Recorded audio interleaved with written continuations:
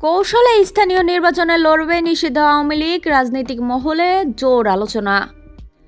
অন্তর্বর্তী সরকারের আমল থেকে কার্যক্রম নিষিদ্ধ থাকা রাজনৈতিক দল আওয়ামী লীগ স্থানীয় সরকার নির্বাচন সামনে রেখে রাজনীতির মাঠে ফেরার কৌশল খুঁজছে। সুযোগ পেলে দলটি সিটি কর্পোরেশন, পৌরসভা, উপজেলা, ইউনিয়ন পরিষদ নির্বাচনে অংশ নিতে চায়। আসন্ন স্থানীয় নির্বাচনে দলীয় পদধারী নেতাদের প্রার্থী করার প্রস্তুতি নিয়ে এগোচ্ছে তারা। তাতে বাধা দেখলে ভিন্ন কৌশলে প্রার্থী দেওয়ার চিন্তাভাবনাও রয়েছে। সেক্ষেত্রে স্থানীয় পর্যায়ে সামাজিকভাবে স্বচ্ছ ও সজ্জন ব্যক্তিদের প্রার্থী করা ও সমর্থন দেওয়ার পরিকল্পনাও রয়েছে দলটির। আওয়ামী লীগের বিভিন্ন পর্যায়ের নেতা দলটির তৃণমূলের নেতাদের সঙ্গে কথা বলে এমনই আভাস মিলছে। এর মধ্যে রাজনৈতিক মহলে আলোচনা তৈরি হয়েছে নানা সামাজিক কর্মসূচি, পেশাজীবী সংগঠন ও স্থানীয় পর্যায়ের তৎপরতার মাধ্যমে আওয়ামী লীগ ধীরে ধীরে মাঠের রাজনীতিতে সক্রিয় হওয়ার চেষ্টায় রয়েছে। চলতি বছরের শেষের দিকে স্থানীয় সরকার নির্বাচন আয়োজনের ঘোষণা রয়েছে সরকারের। আওয়ামী লীগের পলাতক নেতারা নানা অনলাইন প্ল্যাটফর্মে অভিযোগ করছেন, জনপ্রিয়তার ভয় থেকেই অতীতে জাতীয় নির্বাচন তাদের দূরে রাখা হয়েছিল। স্থানীয় নির্বাচন সামনে রেখে তারা সক্রিয় হবে। যদিও 2024 সালে 5 আগস্ট শেখ হাসিনার সরকার ক্ষমতাচ্যুত হওয়ার পর দলটির নীতি নির্ধারণী প্রায় সব নেতা আত্মগোপনে চলে গেছেন। তাদের মধ্যে কেউ কেউ ভারতে আশ্রয় নিয়েছেন, দলীয় প্রধানও ভারতেই আছেন। তাছাড়া অনেক নেতা গ্রেপ্তার হয়ে কারাগারে আছেন। তাদের মধ্যে কারো কারো বিরুদ্ধে মানবতা বিরোধী অপরাধের অভিযোগ, বিচার কার্যক্রমও চলছে। দলটির বিদেশে অবস্থান করা বেশ কয়েকজন নেতার সঙ্গে কথা বলেও আভাস মিলেছে রাজনীতিতে ফিরে আসার পথ খুঁজছেন তারা। প্রশাসনিক আদেশে কার্যক্রম নিষিদ্ধ থাকলেও দলটির স্থানীয় সরকার, পেশাজীবী সংগঠনগুলো নির্বাচনের মাধ্যমে নির্বাচনী রাজনীতিতে ফেরার নতুন কৌশলের দিকে যাচ্ছেন তারা। এরই ধারাবাহিকতায় দলটির তৃণমূলের নেতাকর্মীদের সঙ্গে শীর্ষ নেতারা যোগাযোগ বাড়িয়েছেন। তাদের নানা কৌশলে রাজনীতির মাঠে সক্রিয় করার চেষ্টা চলছে। এজন্য তারা নানা দিবস বা সামাজিক বিভিন্ন অনুষ্ঠানকে বেছে নিচ্ছেন। সাম্প্রতিক সময়েও দেখা যাচ্ছে নানা জাতীয় দলীয় দিবস ঘিরে ঝটিকা কর্মসূচিতে অংশ নেওয়া আওয়ামী লীগের কর্মী সমর্থকদের সংখ্যাও বাড়ছে।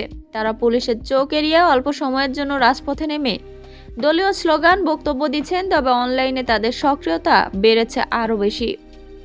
দলটির মাঠের চিত্র বলছে, গত 17 মে শেখ হাসিনার স্বদেশ প্রত্যাবর্তন দিবস উপলক্ষে দলটির নেতাকর্মীরা বিভিন্ন স্থানে ছোট ছোট আকারে মিছিল করেছেন। তারা তাদের নেত্রীর প্রত্যাবর্তন, নিষেধাজ্ঞা প্রত্যাহারের দাবিতে রাজধানীর আসাদ গেট ও ঢাকা আরিচা মহাসড়কের বিভিন্ন পয়েন্টে ঝটিকা মিছিল করেন। এসব কর্মসূচির ছবি সংগঠনের নেতাকর্মীরা সামাজিক যোগাযোগ মাধ্যমে প্রচার করছেন। এছাড়া গত 14 মে চট্টগ্রামের সাবেক মন্ত্রী ইঞ্জিনিয়ার মোশাররফ হোসেনের জানাজায় অংশ নিয়ে আওয়ামী লীগ ও তার অঙ্গ সহযোগী সংগঠনের নেতাকর্মীরা জয় বাংলা স্লোগান দিয়ে মিছিল করেন।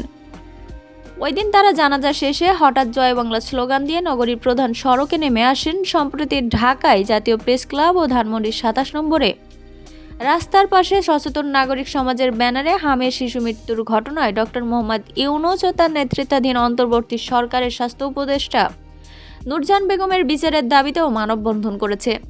এসব অনুষ্ঠানে অঙ্গ সহযোগী সংগঠনের কর্মী সমর্থক, সাংবাদিক, ডাক্তার, ইঞ্জিনিয়ার সব বিভিন্ন পেশাজীবীরা অংশ নেন।